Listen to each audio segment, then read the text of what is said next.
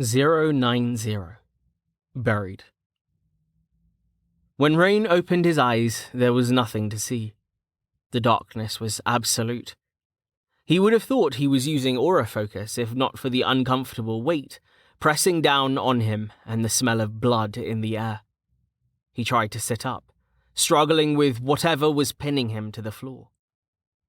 Disorientated, he activated Purify, the soft white light of the spell gently illuminating his surroundings. The first thing that he saw was that the object pinning him wasn't an object at all, but a person. The second thing that he realized was that the person was dead. Purify was dissolving the man's flesh before his eyes. Rain gasped in horror, cancelling the spell and heaving the body off of him. Darkness returned, but the memory remained. He shuddered, pushing himself backward until he hit what felt like a stone wall behind him. Shit, what happened?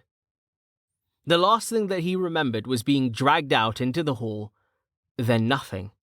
Something had blasted him into unconsciousness. It must have been Forest Ward. Rain had activated the spell when Foss had thrown him, then left it on as he struggled with the officers. It had still been active when the Watch bombarded the entrance to the lair, but that wouldn't have done it. Even if there were some physical spells in that mess, Velika would have been too far away from the aura to protect her with the settings that he had been using. It would have covered the Watch too. At least half of them had been in range. IFF had only been set to exclude monsters, so one of the Watchers must have gotten hit hard. Cautiously, he reactivated Purify, tightening the radius and boosting the power.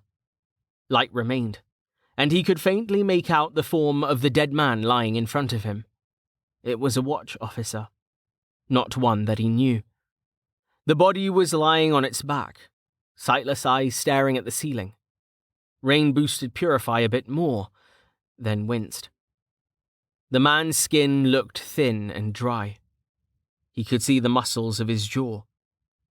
The damage was clearly the work of the aura. As for what had killed the man in the first place, it looked like it was blood loss.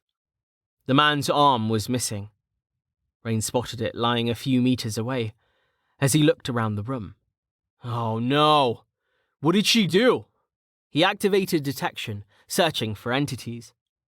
There were none within the normal radius of the spell, so he used it as a nova instead. He received scattered signals coming from above, plus a few from his own level. A second pulse revealed that the ones on the surface were coming from humans, the rest from monsters. Reluctantly, he tried again, setting the target as human corpses. Dozens of signals came back, perhaps as many as 100. Too many to count in the single-second duration of the nova. Rain slumped down, his back sliding against the stone wall. He felt sick. No. It was a slaughter. Velika had won. Rain forced himself to remain calm. He was still alive, so he should start there. His health was fine, slightly below his current cap of 900. His back was killing him, still sore from the impact with the tree. That was nothing new, so he ignored it. He had more pressing issues at the moment. He could not see far beyond his small pool of light, but obviously he was still underground. He got to his feet, edging away from the dead man and tracing his hand along the wall. He cursed as the light revealed the outline of a second form, lying prone on the ground. It was another officer, one of the ones that he'd been struggling with. He didn't know his name. There was no point in checking if the man was alive, not with his back bent at that angle. Detection wouldn't have lied anyway. Rain spun away, placing his hand against the wall and breathing heavily. Shit, Melka was in that room. The Watchers, they're all...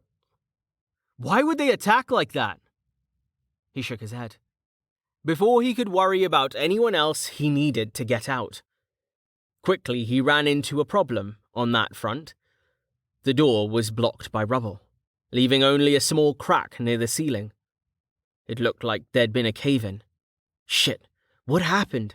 Is it stable, or... He tried detection, finding pockets of air above the rubble. That meant that the ceiling was still at least somewhat capable of holding itself up.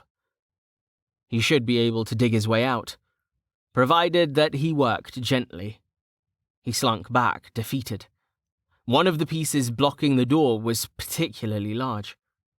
It wasn't the kind of thing he could move short of a velocity-charged body slam. It was a little bigger than a mini-fridge and was wedged into the doorway. It wasn't obvious whether he'd be able to dig under it without disturbing it. If he'd been tall-heart strong, he could just lift the thing out of the way. As it was, a velocity slam was just too risky. He wasn't that desperate. Yet. Further exploration of the room revealed it to be some sort of bath chamber, probably for cleaning off after something out of the lair. There was a shallow pool recessed into the floor, with a drain that led to who knows where.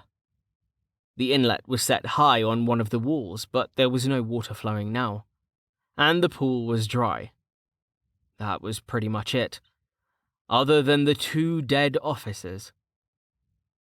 Rain retreated to the corner furthest from the bodies and deactivated Purify. He needed to think. Even with the light gone, he could still feel the presence of the corpses. It was like Westbridge's attack all over again. He shook his head. He needed to stay focused. The grate was no good. Wherever the water drained to, it wasn't the sewers. This room was below the sewers. Even if there was a way out down there, it wasn't open to him unless he could find a way to break the heavy-looking iron bars. The inlet looked more promising, but it was too high for him to reach easily. It looked like getting out wasn't going to be easy. He let his head fall back against the stones, trying to grapple with the situation. The Watch attacked Velika. Velika retaliated, and now they're all dead. Melka, Lamida, Foss, all of them probably. Velika wouldn't have stopped. What about Kettle, Val, and the others? Did they get out? The officers had them, but... He shook his head again. Maybe Velika got them out, maybe not. This isn't good. This isn't good at all. If Velika won, if she's still alive, fuck. I just promised I'd work for her, didn't I? Great. Now I'm second in command to a mass murderer. Rain thumped his head against the wall. Stupid, stupid, stupid! He stopped, wincing as his back complained about the motion. Well, I can deal with that at least. He opened the settings for his ring and decreased his maximum health. 419 points were sacrificed, converted to overhealth to heal his body. Immediately, he felt as good as new. Physically, anyway. He set the ring back to the previous setting and closed the window. He was in no mood to dig through his stats right now and optimize things. He didn't even know how long he'd been unconscious. His HUD only told him that it was 5:59 a.m., not what day it was. He considered adding a calendar display to his HUD, but quickly realized that he needn't bother. His log didn't show any new training notifications. That meant it had only been a single day. Immediately as he realized this, his alarm sounded. He'd set it for 6 a.m. the day before, and hadn't bothered to change it since. He pulled open the window, glanced at it briefly, then closed it. Training overview. General experience earned. Mana use, 12,710. Skill experience earned. Mana manipulation, 145. Aura compression, 2,902. Plenty of time to deal with all that stuff later. For now, I need to get out of here. Those 2 officers first, though. He got up and walked over to the closer of the 2 bodies, letting Purify wash over it and start to do its work. May you find peace, he said simply, then boosted the spell to quicken the process. As an afterthought, he extended the range to catch the man's arm as well. The body dissolved rapidly, leaving empty clothes behind, as well as a bronze watch plate and a few pieces of equipment. There was also a broken potion bottle, which Rain only now realized had come from his own bandolier. Unfortunately for the officer, it had been stamina, not health. Rain grimaced as he knelt to pick up the plate. He inspected the watch's crenellated shield emblem, then flipped it over. There was only a number, no name. He repeated the process for the other officer, then tucked both plates into a pocket of his cloak. The second officer had been wearing a sword and a pouch of money, both of which he took.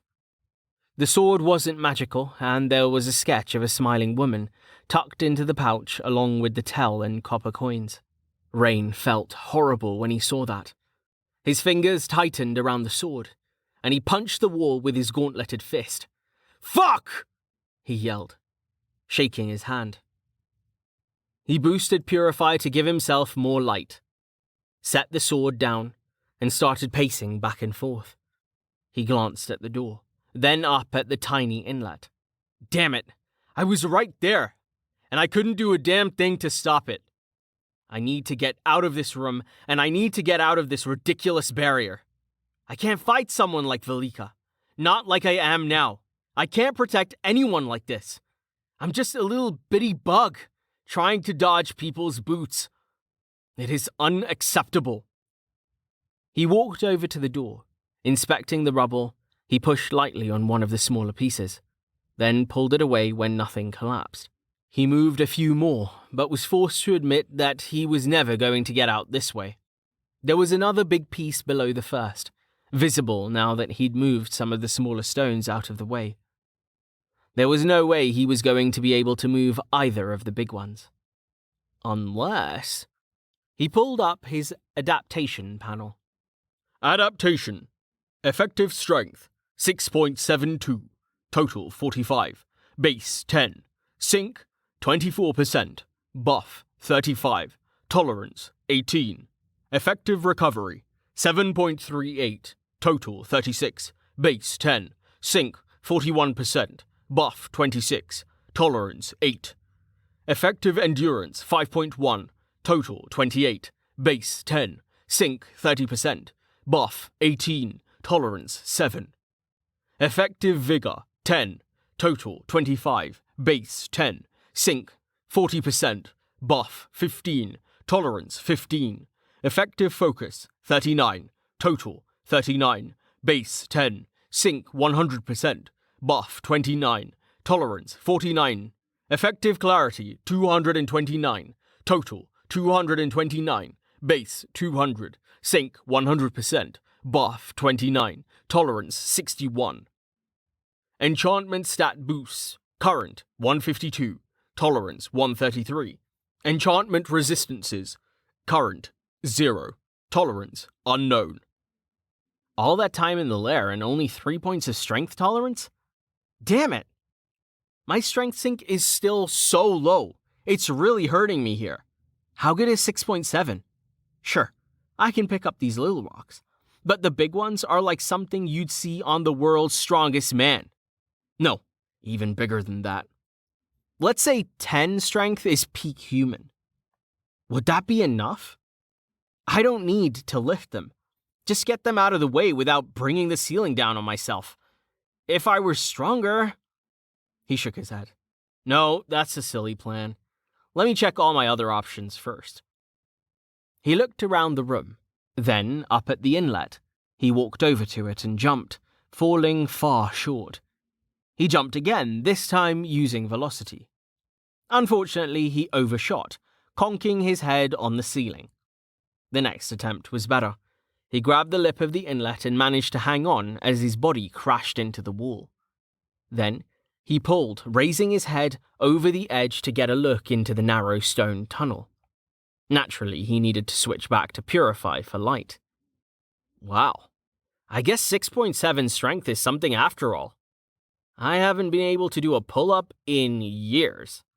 Now I'm doing one easily while wearing armor, and still carrying the entire tax code of Osar in my pack. He let himself back down with a sigh. There was no way he was going to be able to get through the narrow shaft, armoured or not. There was also a closed sluice gate, and no obvious way of opening it. It wasn't an issue of strength, he was simply too big. In general, his frame was larger than most people he'd met in Felsedanis. He snorted as he stared up at the tiny inlet. Probably all of the artificial growth hormones in my breakfast cereal. Val might be able to fit, but there's no way he'd be able to get through that sluice gate without anyone noticing. How did he get past all the guards anyway? Not to mention all those monsters. My money is on a secret light-based invisibility magic. I'll have to ask him if he's still alive. Rain sighed and looked down at the grate on the floor. He crouched, grabbed the bars, and spread his legs to plant one foot on either side. Then he pulled, thankful that the overhealth trick had let him repair his back. He'd have done it earlier, but he hadn't wanted Velika to learn about the ring. No matter how hard he strained, the grate wouldn't budge. He got down on hands and knees to inspect it, checking for a catch. But there was nothing. The metal had been set directly into the stone. Maybe if I froze it with refrigerate, then tried to shatter it? I should still have a claw hammer in my pack. He peered through the grate and sighed. I don't like the look of that bend at the bottom. It looks really narrow. Damn it. He turned back to stare at the rubble blocking the door. So, that leaves trying to move these big rocks, or waiting for someone to come rescue me, I suppose. He pinged with detection, too lazy to dig through his pack. I've got 20 ration bars, so I won't starve. He pinged again, and about a liter of water, including what was in the first officer's canteen. That's gonna be a real problem. If I can get this inlet open, that's another story. Is there a lever? Ping. Wow, there actually is. He walked over to the wall and grabbed the piece of metal.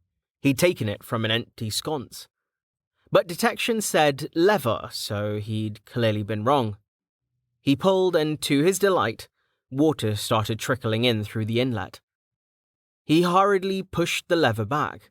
He didn't know if there was another reservoir or something above that might run out. Wait, I can check. He pinged again. Nope, doesn't look like it. The column of water goes right up to the river. Okay then. Water isn't an issue. Still, I'm leaving that closed for now. The outlet below is probably blocked off by the barrier, if nothing else. I don't need to add drowning to my list of problems. He looked back at the boulder atop the pile of rubble. Will this really work? He unclasped his cloak and tossed it aside. Next, he removed his messenger bag and all of his pouches, including the bandolier. His helmet gave him a bit of trouble. The locking ring still warped from when Velika had torn it away. The repair enchantment would take care of it eventually, but until then, removing it was a pain. He got the helmet free after a moment and set it aside, then straightened his back and looked at his armored body speculatively. No, I'll leave the armor on. I'm not sure I can get back into it without help. He sighed and shook his head. Right. I have 1 overnight recovery potion, 3 regular stamina potions, maybe 5 days of food and unlimited water. How much training can I do in that time? He glanced at his adaptation panel again. He'd gotten 3 points in strength tolerance from hiking around the lair. That wasn't much, and with his synchronization only at 24%, that was closer to 1 point in terms of actual effect. I can do a bit better than that. Even before I throw in the stamina potions, say I can manage 5 points a day. That's 25 points. Vigor tolerance should get better too, and faster stamina regen means faster training, right? The real limit is food, I suppose. How much protein do I need to eat? And how much is in a ration bar? He paused. No, I can't think of it like regular strength training. I'm not really improving my body per se. This is soul training. Completely different. If I do nothing but push my tolerance for 5 days, I wind up with 43, meaning 12.72 effective. What if I go the other way and focus on synchronization? If I set the buff low and just work on sync, I might be able to get 2% points a day. Seems reasonable. I got a whole sync point for vigor yesterday, and I wasn't even trying. My strength sync is awful, so it should improve quickly, right? So if it's 5 days, then 10%? My effective strength would only go up to 9.52. Not as good. Now what if I do a bit of both? Each point of tolerance that I have makes each point of sync more valuable. Let's see here. 50-50 gets me 11.745 effective. Oh well. Pure tolerance training it is.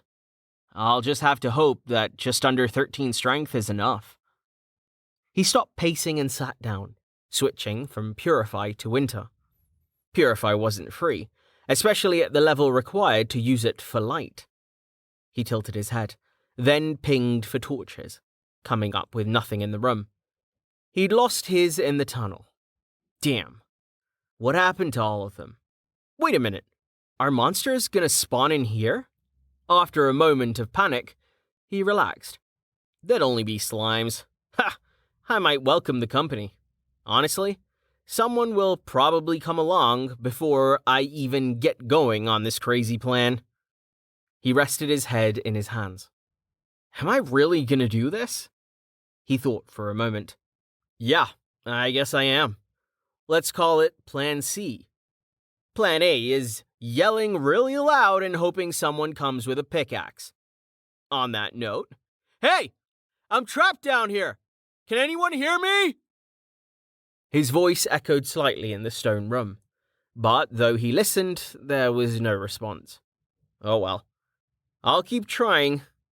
Plan B, I haven't thought of yet. I'm sure it's better than Plan C, though. Anyway, might as well get started. Not like there's much else to do. He pulled the adaptation panel back in front of him and played with it for a minute. Adaptation. Effective strength, 6.72. Total, 48. Base, 10. Sync, 24%. Buff, 38. Tolerance, 18. Happy with the settings, he left the window open, just moving it off to the side and out of the way. He decided on 20 over the limit in all physical stats, with the remainder in clarity to work on his general tolerance. He wasn't planning on leaving it like that, but starting off with things relatively even would give him a good baseline.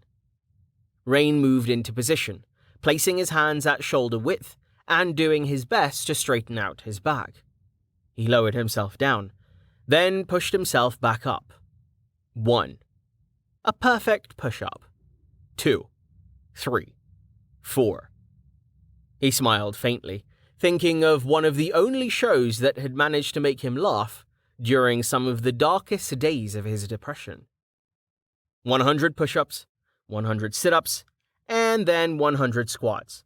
Cap it all off with a 10-kilometer run, every single day. He lowered himself again, marveling at how easy it was. The ring already had him feeling like a superhero. The vigor boost, in particular, was utterly absurd from a physics perspective. The energy to move his body had to come from somewhere, but according to Melka, that wouldn't be an issue as long as he balanced it with endurance. The energy came from his soul. But where did his soul get it from? He smiled and shook his head. Video game logic. Thinking about old TV shows and video games helped. The alternative was to think about all of the dead bodies waiting on the other side of the wall. Damn you, Velika. Not just Velika. Damn all of them. Westbridge, the DKE, the Empire, and their stupid war. He kept doing push-ups, not even bothering to count anymore. He'd stop when he couldn't continue, then drink a potion, and continue anyway. I need to be stronger.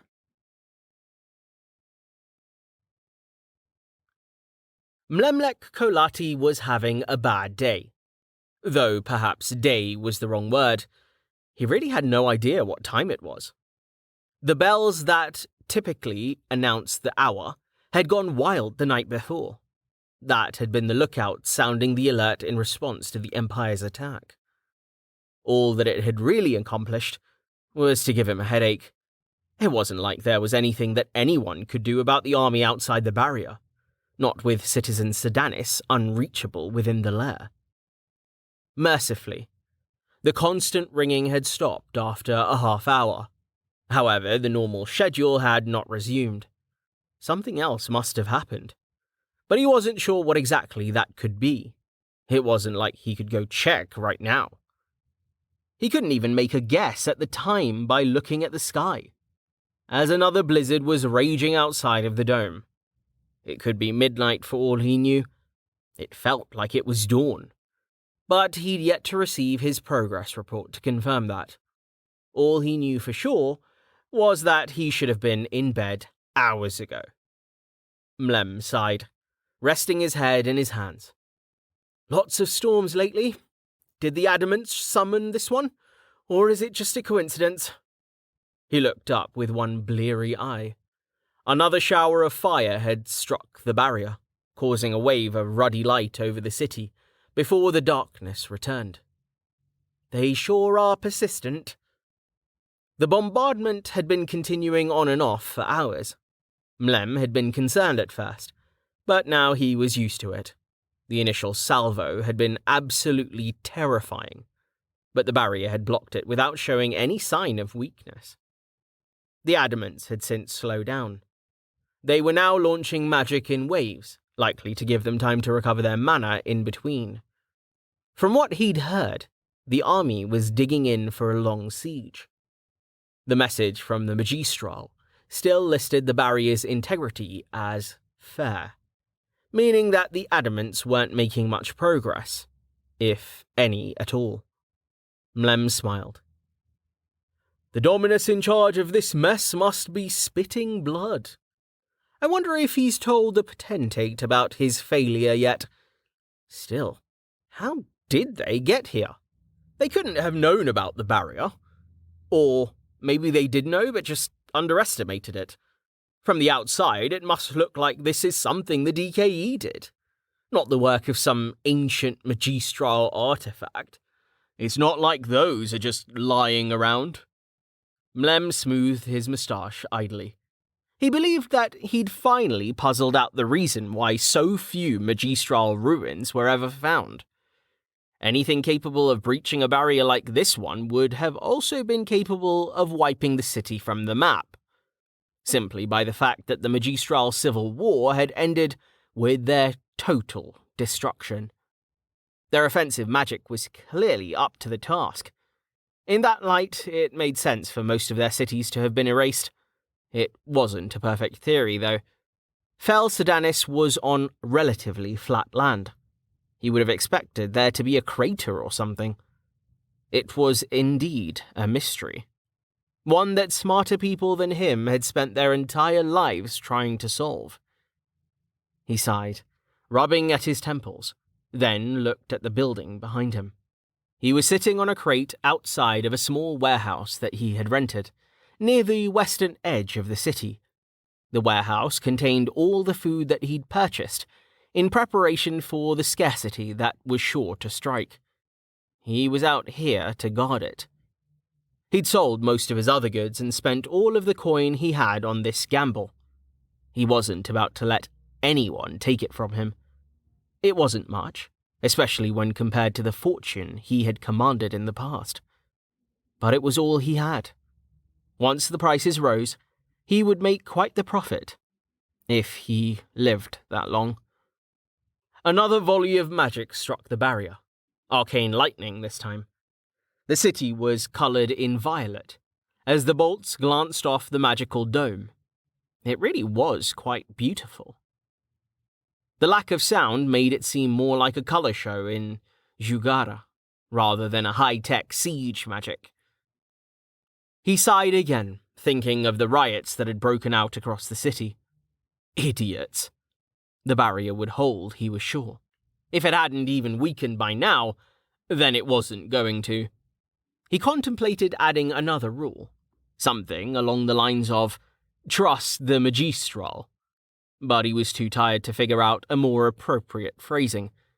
He'd set Ava to the task when she woke up. She was surprisingly good at it, almost as good as her mother had been. He held his breath, listening. You could hear his daughter's soft breathing from inside the warehouse, thanks to the hearing accolade that he had attuned. It was comforting to his tired mind.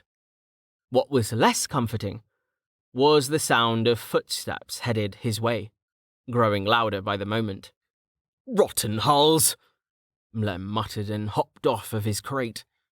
How do I always find myself in these situations? He drew his scimitar, then readied himself to face the oncoming band of looters. They just don't learn.